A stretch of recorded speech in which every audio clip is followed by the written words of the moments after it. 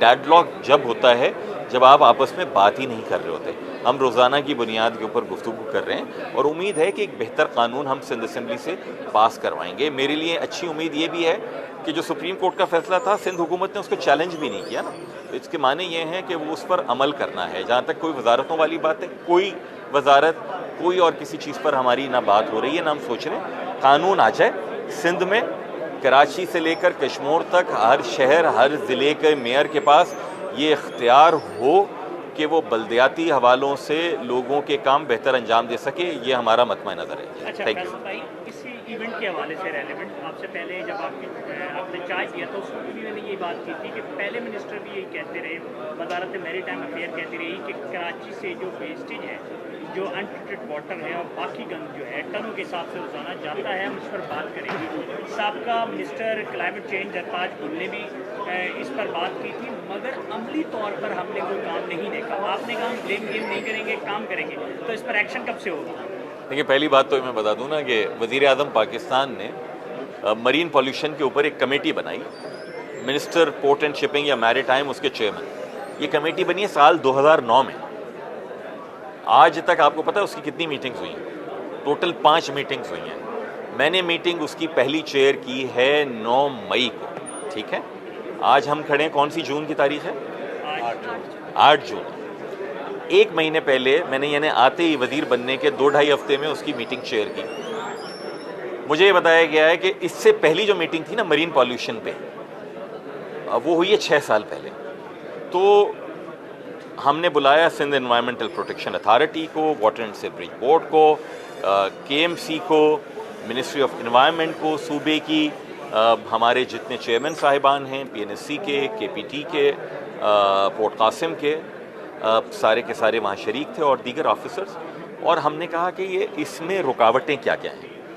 कुछ रुकावटें सामने आ गई कि जनाब एक इनका सीवेज ट्रीटमेंट का प्लांट था, कुछ नेट्स लगाने इनको लियारी नदी पे, मलिर नदी का जो डिस्चार्ज जाता है, और इंडस्ट्रियल वेस्ट के हवाले से इंडस्ट्रियल जोन्स निकालता है।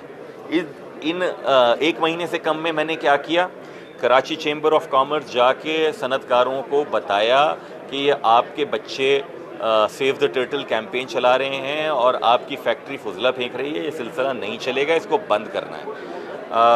ये किया हमने कि जनाब वज़ीर आला सिंध के पास मैं गया कि ये जो आपने बजट देना है सिंध हुकूमत ने देना है, और कहीं पर हमें इंजेक्ट करने की फ़ंड ज़रूरत पड़ेगी, हम भी उसके लिए तैयार होंगे।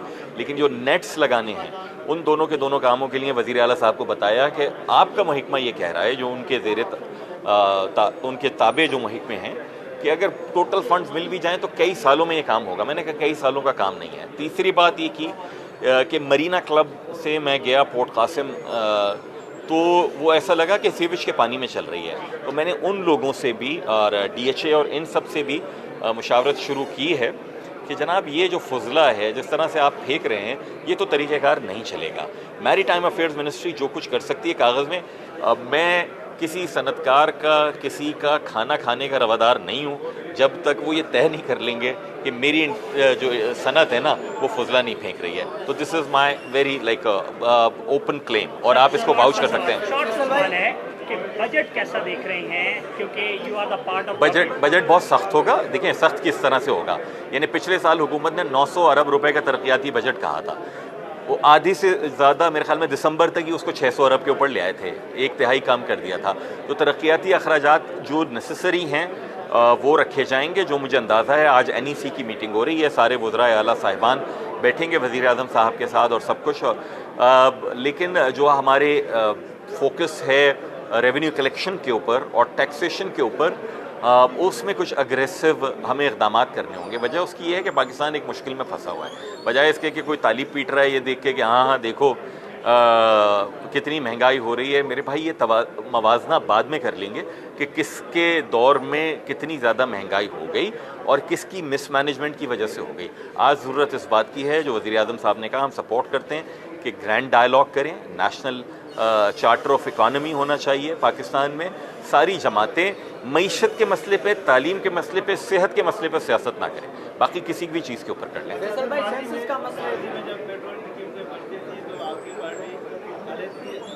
कब हुआ ऐसा मुझे बताएं? नहीं हुआ ना, आप रिसर्च करके आना, मुझे जवाब पता है लेकिन मैं बता दूंगा। और पेट्रोल की कीमत हर उस हुकूमत को कम करनी चाहिए जो पेट्रोल के ऊपर टैक्स ले रही हो, पेट्रोलियम डेवलपमेंट लेवी ले रही हो।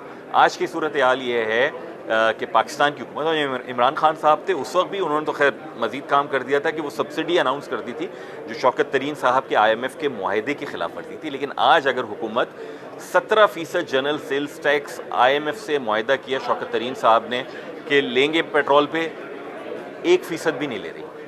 पेट्रोलियम डेवलपमेंट लेवी 30 रुपये का मुआहदा किया, 1 रुपया भी नहीं ले रही। इसके माने ये हैं कि जितने का ख़रीद के और जो उसकी रिफाइनरी और कॉस्ट होती है ट्रांसपोर्टेशन, वही सिर्फ और सिर्फ अगर उसमें हमें बेचना है तो यकीनन पाकिस्तान को बेचना चाहिए, अदरवाइज़ तो हम IMF के प्रोग्राम में हम नहीं कर सकेंगे। नहीं जी, बिल्कुल बिल्कुल नहीं दबाए। सुन लीजिए, अच्छा मैं अर्ज़ कर लूँ, दो कर लिए ना आपने। जी, मैं आपको बता दूँ, गुज़िश्ता हफ्ते ही पार्लियामेंट के जॉइंट सेशन में तकरीर करते हुए मैंने बहुत वाशगाफ अल्फाज में कहा है कि नई मरदमशुमारी के बगैर इंतखाबात नहीं होने चाहिए। कराची शहर की 2.5 से 3 करोड़ की आबादी को अगर आप 1.5 करोड़ गिन के नशिस्तें महदूद कर देंगे तो उस पर कौन किसको मानेगा। हमारे वसाइल भी उस हिसाब से मिलते हैं, हमें नशिस्तें भी, और सिंध के दीगर अजला में भी इसी तरह की शिकायत है, कुछ बलूचिस्तान के दोस्तों को भी शिकायत है। हमने क्या किया, हमने जनाब एक नई मरदमशुमारी का ऐलान करवाया पिछली हुकूमत से, उस मरदमशुमारी के ऊपर काम चल रहा है और तवक्को ये है कि जो गिनने वाले हैं वो डंडी ना मारें जिस तरीके से पिछली दफ़ा उन्होंने किया था। ठीक, बहुत